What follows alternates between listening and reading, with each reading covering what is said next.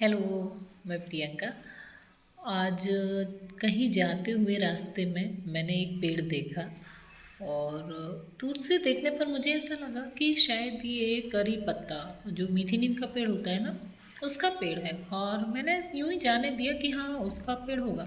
तो पता नहीं क्यों मेरे मन में ये विचार आया कि शायद मुझे इसको जाके पास से देखना चाहिए।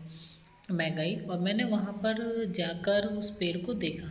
तो जब मैंने देखा कि ये तो करी पत्ता का पेड़ है ही नहीं और वो किसी और ही मतलब कोई दूसरा ही वो पेड़ निकला। आप सोचिए, अगर मैं वहाँ पास से जाकर नहीं देखती तो मैं इसी गलतफहमी में रहती कि वहाँ पर एक मीठी नीम का पेड़ है। इन सब ये बात बताने का मेरा जो मतलब है या पर्पस है वो बस इतना है कि इसी तरह से हमारी लाइफ में भी और हमारे रिश्तों में भी होता है। मतलब हम कुछ ऐसी गलत फहमियों का शिकार हो जाते हैं और किसी निर्णय पर भी पहुंच जाते हैं उन गलत फहमियों के चलते, या फाइनली जैसा हमें दिखाया गया या जैसा हमें सुनाया गया बताया गया हमने वैसा ही मान लिया, है ना।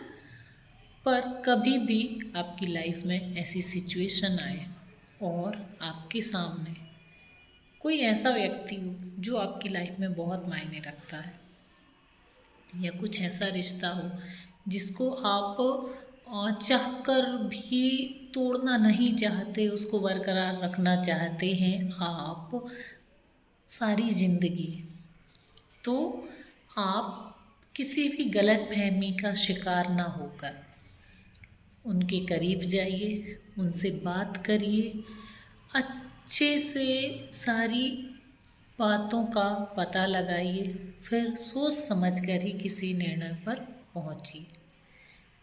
क्या पता वो बात में कितनी सच्चाई है, कितना सही है, क्या पता वो कोई गलत फहमी बस हो। और अगर गलत फहमी ना भी हो तो कम से कम आपको ये तसल्ली तो रहेगी कि आपने जो भी निर्णय लिया है वो सही है, किसी गलत फहमी के चलते नहीं। सारी चीज़ों को अच्छे से पता करके सोच समझ कर ही आप उस निर्णय पर पहुँचे हैं। दोस्तों, ये जो रिश्ते होते हैं ना, बड़े नाजुक से होते हैं, बड़े महत्वपूर्ण होते हैं हमारे लिए। जब तक ये हमारे साथ चलते रहते ना, हमारे आ, अच्छे रिश्ते हैं या जिनसे भी हमारे अच्छे जो कहना चाहिए संबंध हैं, वो जब तक सही से चलते रहते हैं तब तक हमें ये एहसास नहीं होता है कि वो हमारे लिए कितने महत्वपूर्ण हैं।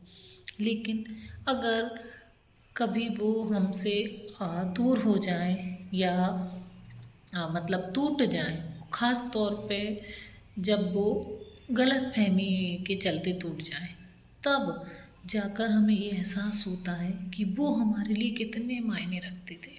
वो लोग, वो रिश्ते आपके लिए कितने ज़्यादा इम्पोर्टेंट थे, ये उनसे जब हमारी दूरियां होती हैं तब जाकर हमें पता चलता है। और जब हमें एहसास हो कि यार इसमें तो कुछ सच्चाई भी नहीं थी और ज़बरदस्ती हमने अपने अच्छे रिश्तों को ख़राब कर लिया, तब बहुत दुख होता है।